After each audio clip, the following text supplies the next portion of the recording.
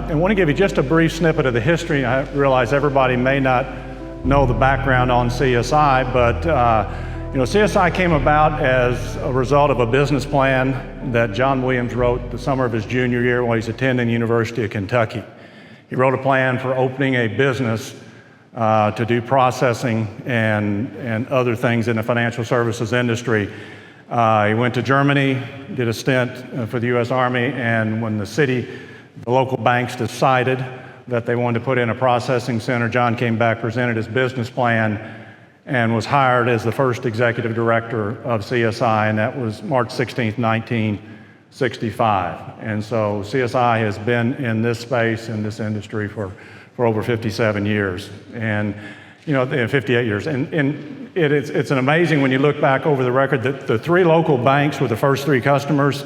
Citizens Bank, for those who remember, People's First National, for those who remember, and then of course Paducah Bank. Those were banks 1, 2, and 3 when CSI started in business. And so since that time, CSI now is in all 50 states with about 3,000 clients, and also in 30 countries around the world. And while we do a lot of bank processing, people don't realize that clients like Google and Facebook and Uber and others are also clients of our business, running about 20 billion transactions a month through the data center. So this structure, after I joined CSI in '87, early part of the '90s, there was a big push for growth, and we decided that we wanted to become more national in scale.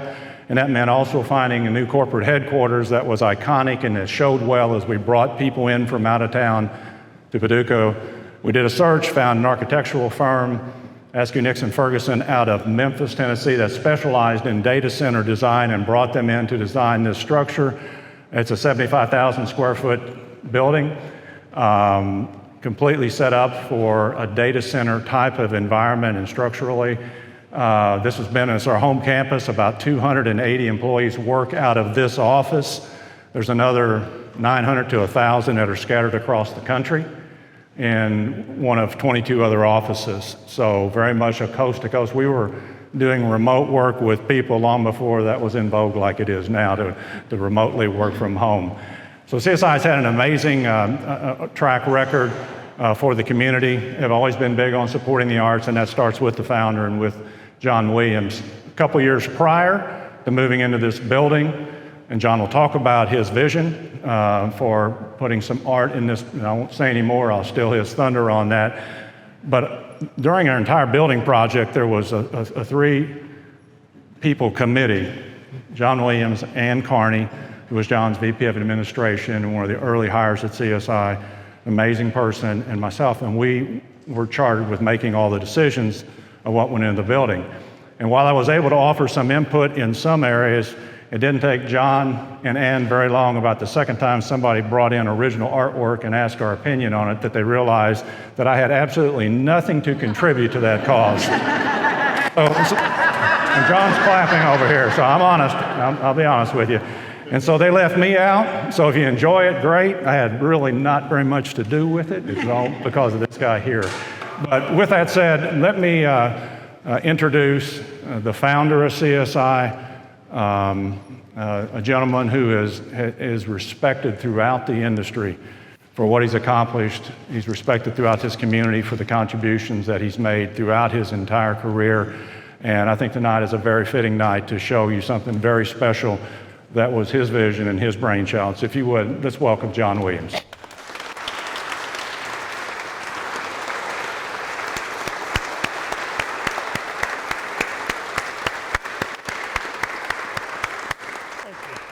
Thank you, Steve. And for those who don't know, I have lung cancer.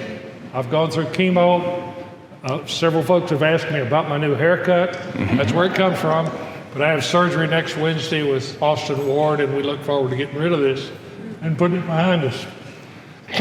Steve spoke to the committee, and frankly, I prepared a few thoughts to share with you, but with his comments he just made, I'm going to have to modify some of those.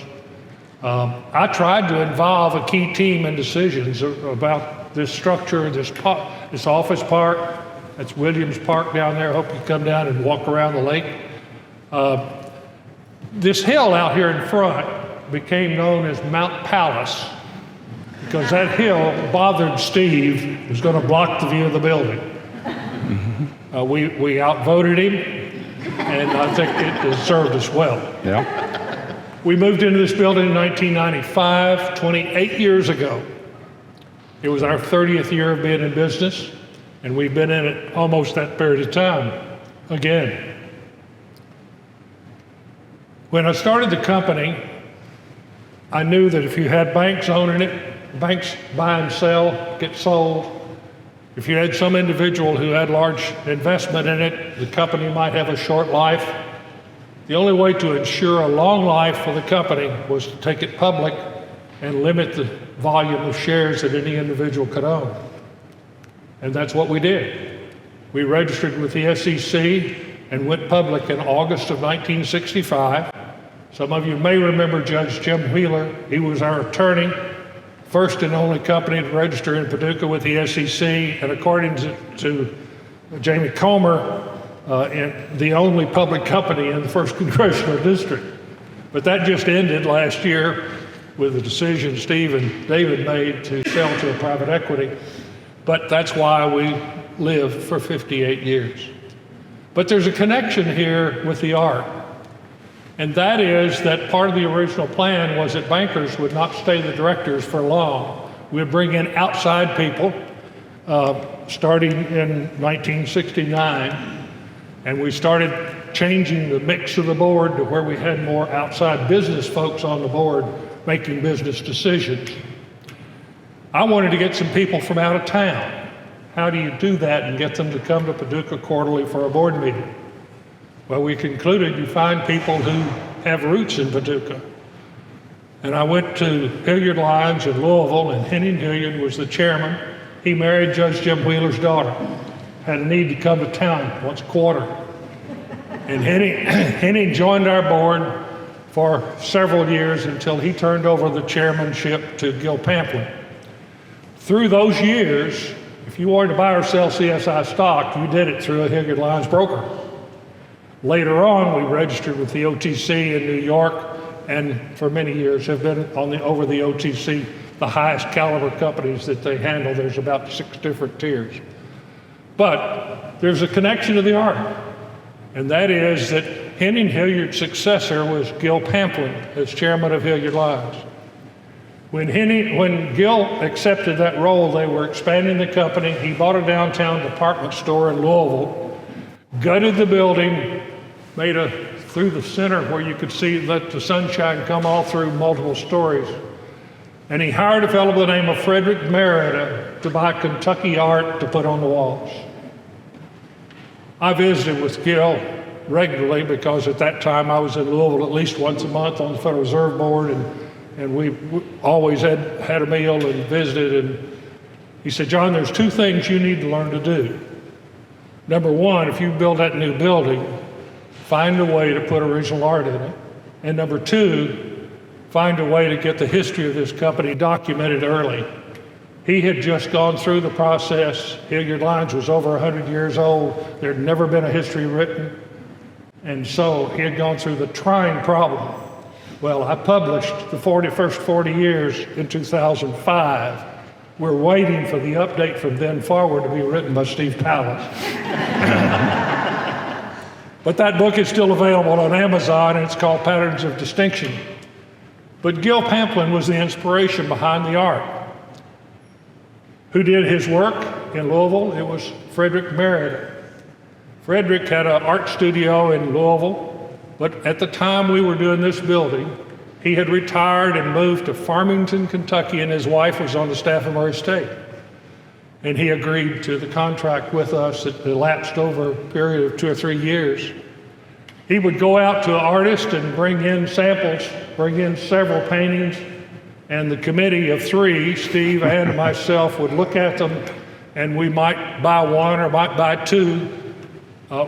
Each of us had the power. I delegated the power from day 1 that any one of the 3 could veto any purchase. So what's here was what didn't get vetoed, okay?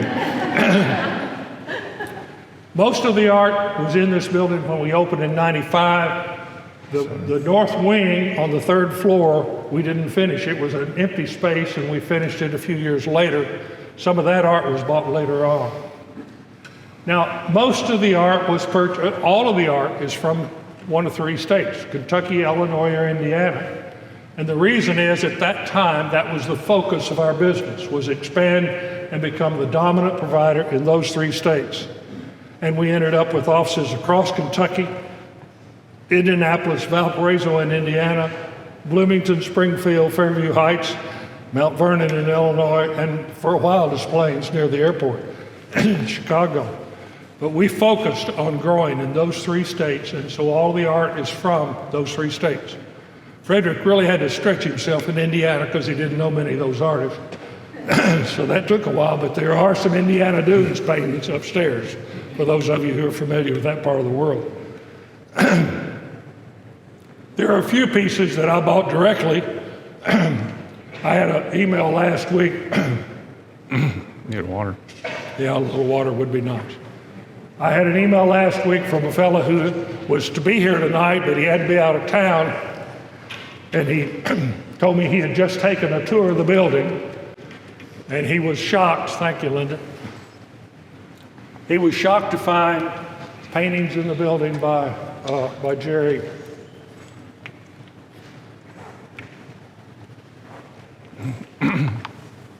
Excuse me. My mind's just gone blank on Jerry's last name. Markham? Is it Markham? No, not Jerry Markham. Well, it'll come to me in a minute. Didn't you show a painting at Broadway Methodist Church with a Sunday school class where it's the back of my head? I don't know where that painting is now. Did you buy it? Who? She probably knows who bought it. Jerry Watson. Jerry Watson. Well, at any rate, the author of that painting is the one I'm talking about, and you will see his paintings. He called me and he said, I understand you're buying a bunch of paintings. I want to be sure to be part of that exhibit. And I bought two without any question. They've been highlights. And my age is showing itself.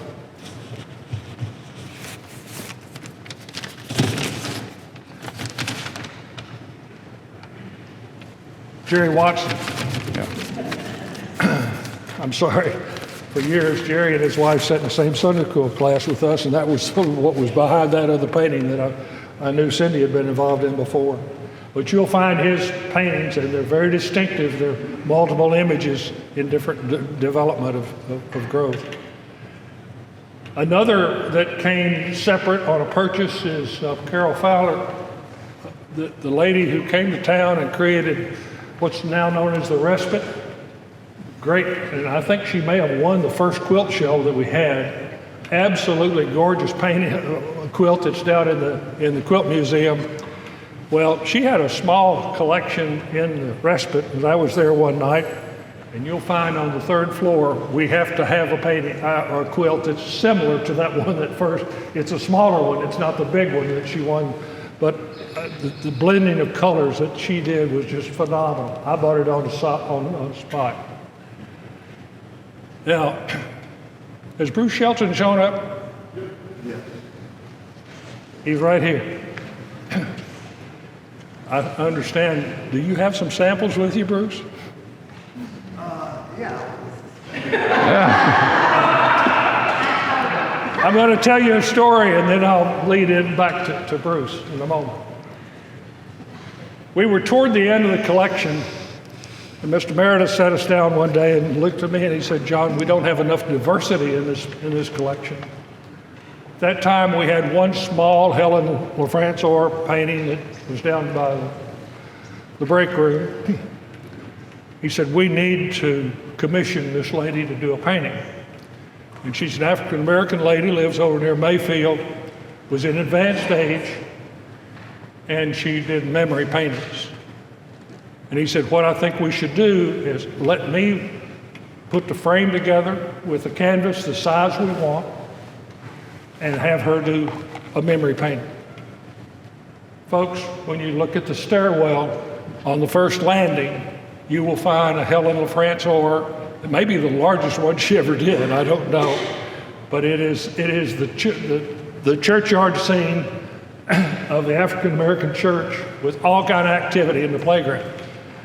That painting has been duplicated numerous times. It's not the only one of that scene. In fact, Bruce has got several in his collection. I just saw them at the Speed Museum that he had last winter. And I mentioned Bruce again. He came in here some time ago and did a video including this painting, and I guess it's all to promote. I've been offered substantial dollars to buy this painting by one bank customer, but nothing in the collection has ever been for sale. I have no idea what that's worth today, but I suspect it's worth a bundle more than the $500 that I paid commission to do it. Well, why are you here tonight? I'm told that you've been invited, hopefully, to be inspired, that if you don't already have original art on the walls in your offices, that you'll consider buying and consider the value that it could have to uplifting the environment for yourself and your employees. Enjoy the tour. Thank you very much for coming tonight.